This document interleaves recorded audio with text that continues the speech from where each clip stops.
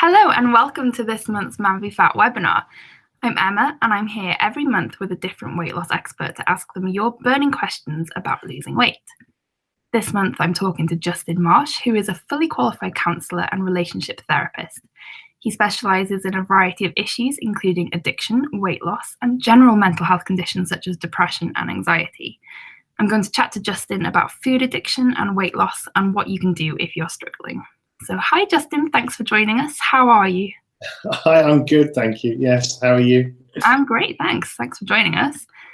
Now, we've had a lot of questions sent in about this, and I think it's something that affects a lot of people, that feeling of being addicted to food. Obviously, it can be a very serious medical problem, but I think we can all relate a little bit to feeling out of control when it comes to food. And I know I see at Man v Fat a lot of men who really struggle with this when it comes to losing weight. And for those who are dubious, let's start with an obvious question. Can you be addicted to food? Well, yeah, that's the kind of start of the 10 question, isn't it? And addiction for me is just a combination of three things. You've got harmful consequences. So harmful consequences such as the impact on health, on both physical and emotional health, impact perhaps on others, whether you can enjoy sort of life with children, playing, movement, general, like if you're struggling to keep your breath when you're walking upstairs. So there's some harmful consequences and that are just general to life and to well-being and to comforting, just to be able to be yourself.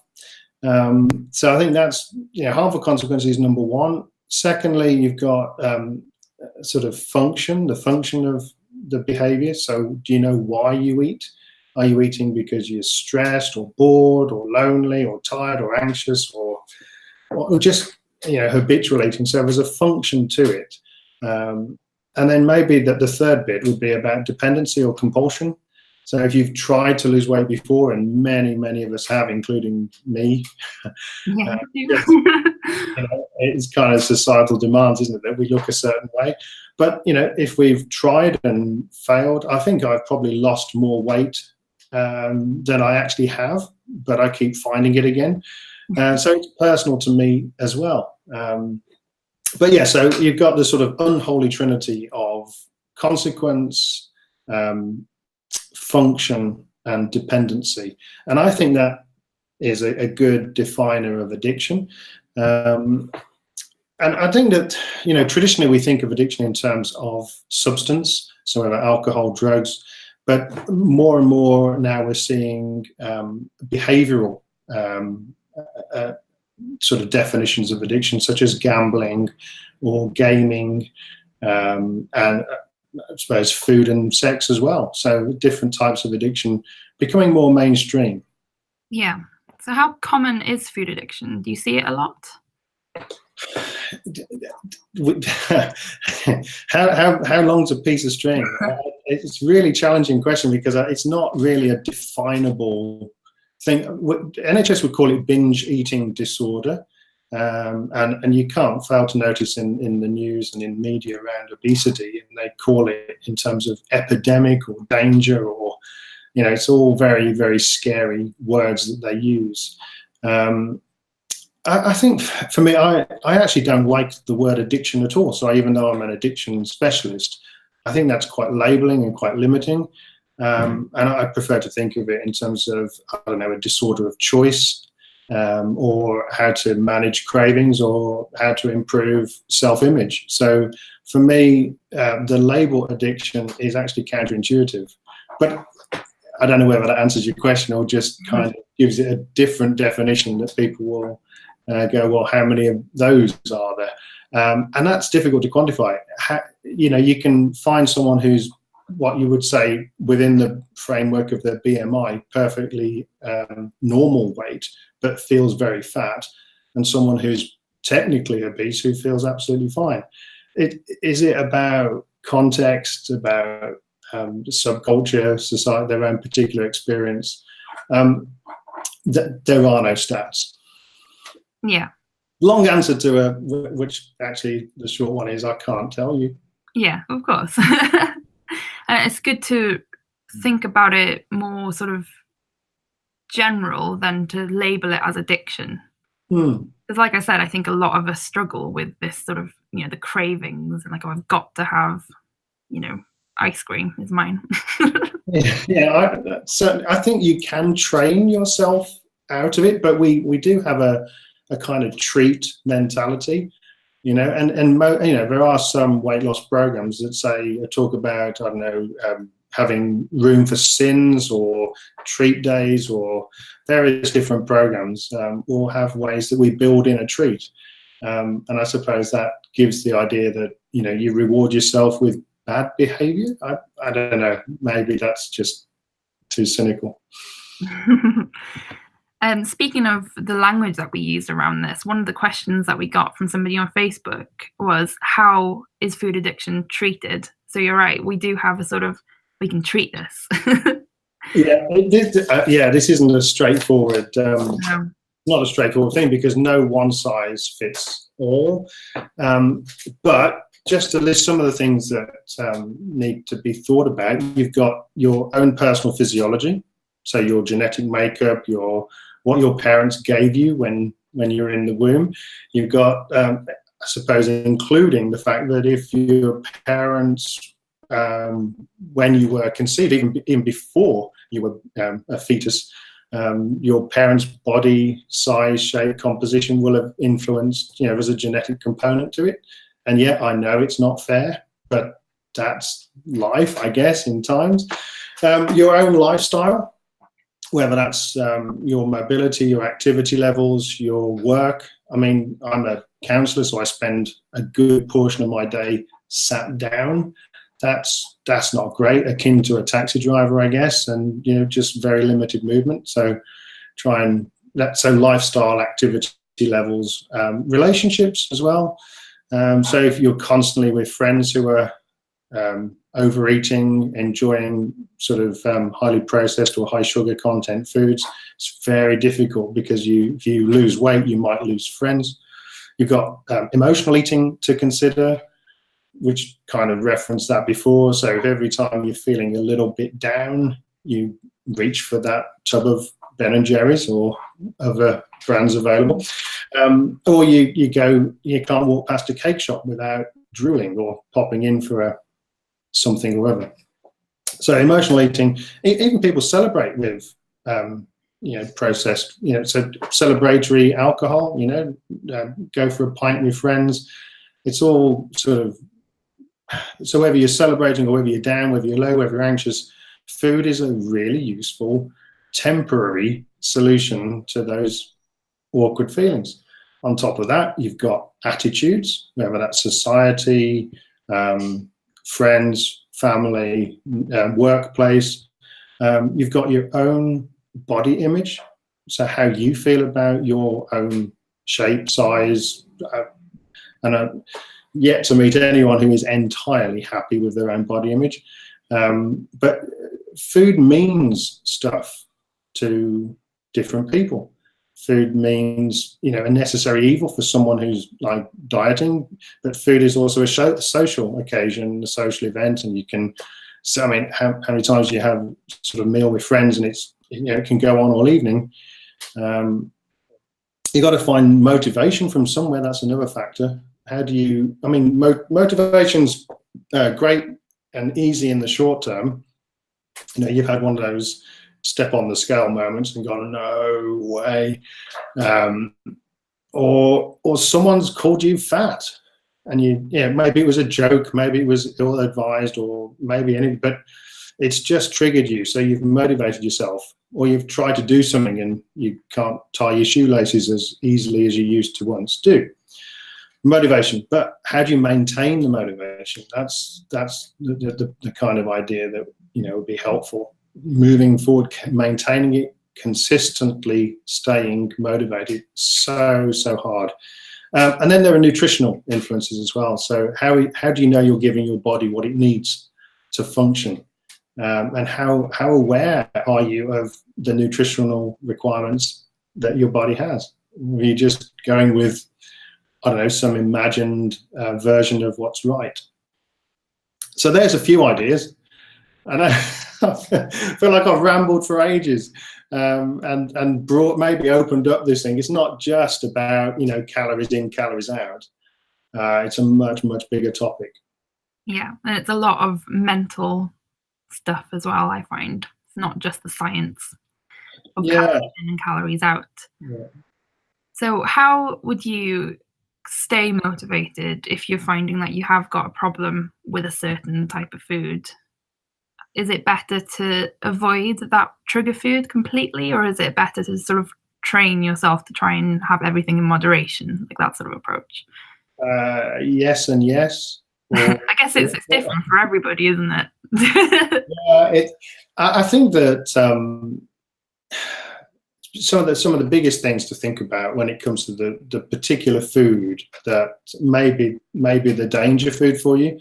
So no drug addict, if they're going to NA, Narcotics Anonymous, would say, oh yeah, but you can have a little bit of heroin. Just have a little, just on a Monday morning, just to set yourself up for the week. Not a problem. You wouldn't really do that, but I think food addiction is so different to, say, alcohol or drugs, because you kind of need to eat something to live, and you don't need, well, some would argue you do, but you don't need illegal drugs, and you don't actually need alcohol. There's, like water's perfectly, manageable. Good timing on that one. So yeah, it's entirely possible. But I also think that there's, if you go straight for complete restriction, and you go cold turkey on chocolate, for example, you're gonna be a very unhappy dieter. And what I think what most people would want is a lifestyle that allows the odd choice. And if we start sort of alienating certain things and saying we can't possibly go there, ironically, we tend to crave them even more. So until you've changed your lifestyle, so you can't think your way out of a behavior, you've got to actually live your way out of it. You've got to make other choices. And your gut and your brain and your biome, it actually chooses to privilege healthier and more nutritious food, but that takes a little bit of time. So in the short term, maybe a little bit of what you fancy, but the problem is when do you stop? So I've regularly heard clients say to me, oh, well, I thought I'd just have a biscuit and I ate the whole packet. I know that feeling. Because the bumper packs of chocolate are only a few pence more expensive, but I ended up, and I thought about it the last 2 or 3 days, I ate it in one sitting. It's about impulse control, urge control. Yeah. And I think you can protect yourself from that sort of thing by, like, if you're not gonna just have 1 or 2 biscuits, or if you buy a multi-pack of crisps, you're gonna eat all 6, just buy the 1. Even though it's more expensive, you got to think, is it worth it? Well, you could think, am I worth it? Yeah, am I worth it? Is it worth it? Because of, one of the strategies, because we have this kind of anti-waste idea, some of the things that you can do is just have a piece of chocolate and throw the rest of the bar away.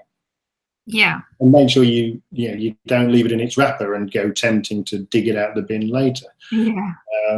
But yeah, it's about changing up. You can say no, but it's about brain training in reality. You just, by repetition and by making healthier choices, you're slowly building up that automated process, because we've been so good at automating food as comfort, food as social connection, food as relationship. Whereas if we start to, and we don't want to lose all of that, but of course it's about making healthier, more nutritious choices around our food intake, and keeping that group connection, keeping that group support. So one of the best ways of maintaining motivation is to work with others. Yeah. have support. And this is why the 12-step programs work so well. You've got a sponsor, you've got a weekly meeting, you've got connection, you've got people you can turn to. You can, if ever you're sort of dreaming of chocolate, you've got someone you can phone up and say, hey, help. And what, just distract me. But of course, distraction techniques are just one small part of the recovery process. Yeah. Speaking of distraction, we did have a question from Stu. He asked, when the urge to binge hits, are there any distraction processes that can be employed? So I guess, like you said, phone somebody that will support you, see your friends, that sort of thing. Is there anything else that you think works? One of the big things that people often choose is an elastic band around your wrist. So yeah. I know it sounds like you're putting yourself into pain, but it's more like a brain training technique where you're distracting yourself. So what happens if you and it's one of many strategies, but if you think about every time you think of chocolate, you give yourself a ping and it hurts, then your brain goes, well, do I really want to think about chocolate if I'm going to get pinged? And keep mixing it up, basically. Lots. That's one. I've got a whole page of stuff. So for me, it's in 4 different strategies. So the distraction techniques is one of 4 principal ways of dealing with it. So the first one is to understand what I'd call the psychodynamics of it, the earliest messages. So was food used in childhood as comfort, where you told you had to finish everything on your plate? Were you told there were starving children in Africa? Were you what were the messages that you got from your parents, from school, from friends when you were growing up? So we probably learned that snacking, we were told we couldn't have a snack before our main meal because we might spoil the meal.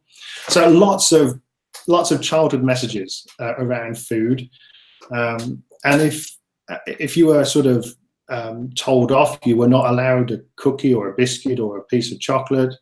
When you get a bit older, you go, I make the rules now. And so no one's telling me now. Yeah, I've earned it. I can have it. Yeah. So stuff you, childhood. You kind of go back into that stuff.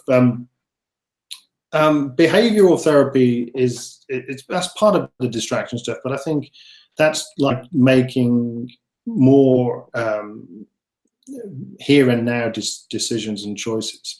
So maybe making a log, a meal record. I know that that's really dull and dreary and time consuming and everyone lies on them. But it's nice to know what people think. So keeping some kind of meal journal.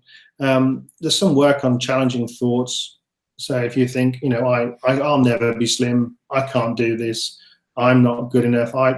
If the more that you speak out sort of negative thinking and negative language, the harder you're making the whole recovery process. So it's challenging those thoughts. So if I'm not good enough or I'm useless, well, let's think of times where you've been successful. I mean, most people got their cycling proficiency when they were at school, but there's probably dozens of examples where you have been successful.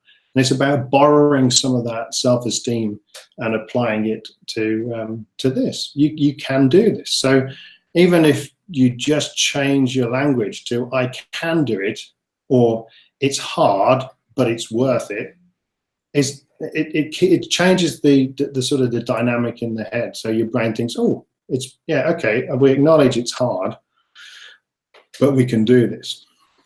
So that's kind of the behavioral stuff.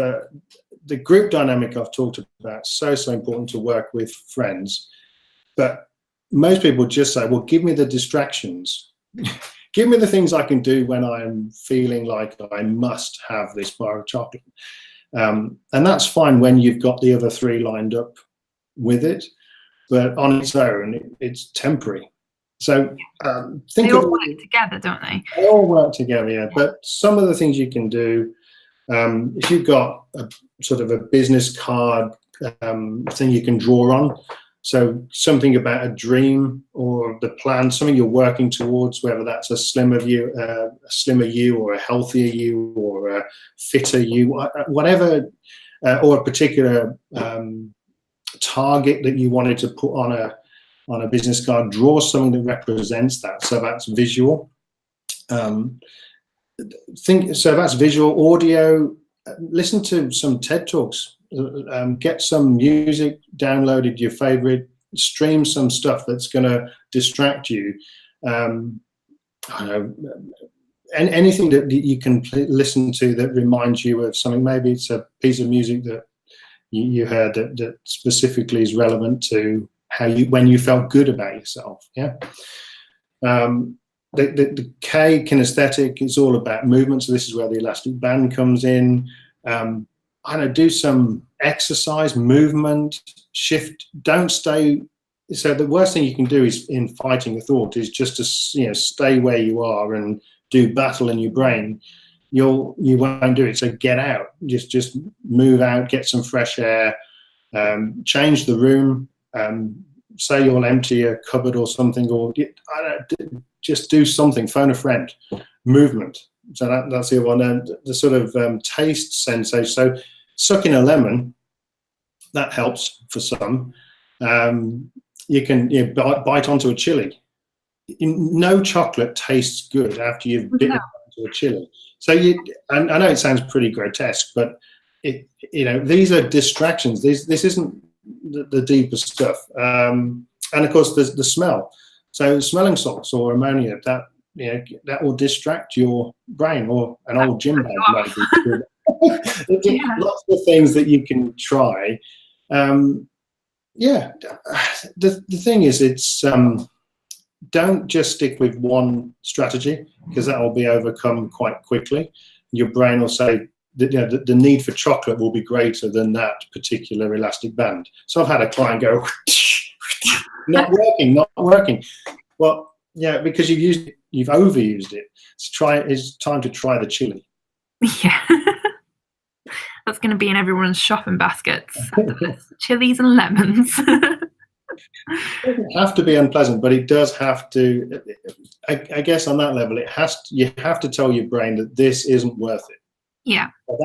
So you eventually with a habit, it's kind of 3 weeks to make or break a habit, and an addiction is more like 3 months.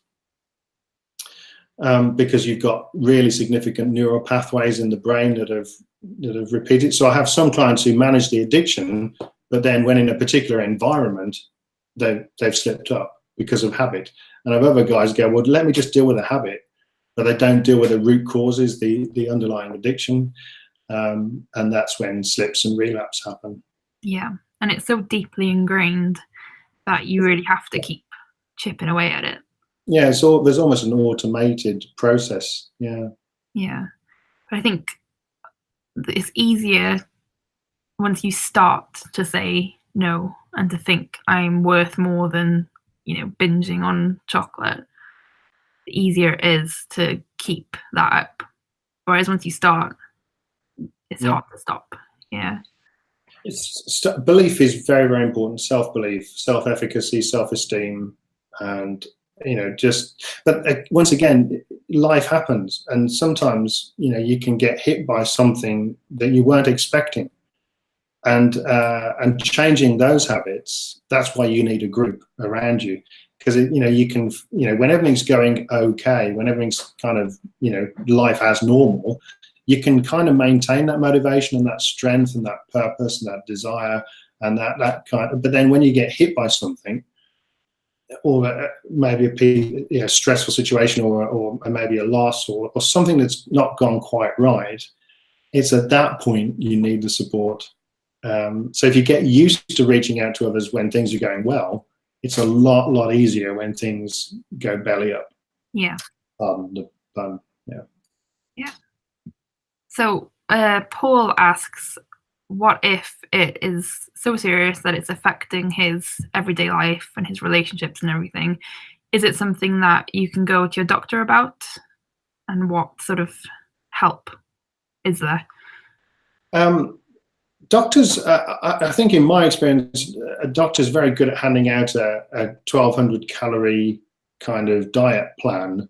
And I don't know how much that's moved on in recent years, but telling me I need to eat a certain number of calories, it seems to be just it's just one way of doing it rather than a broader, well, it's not the whole picture. It's not enough. Binge eating disorder, yes, they will tend to recommend cognitive behavioral therapy, and there are some groups that you can go to, 16-week groups.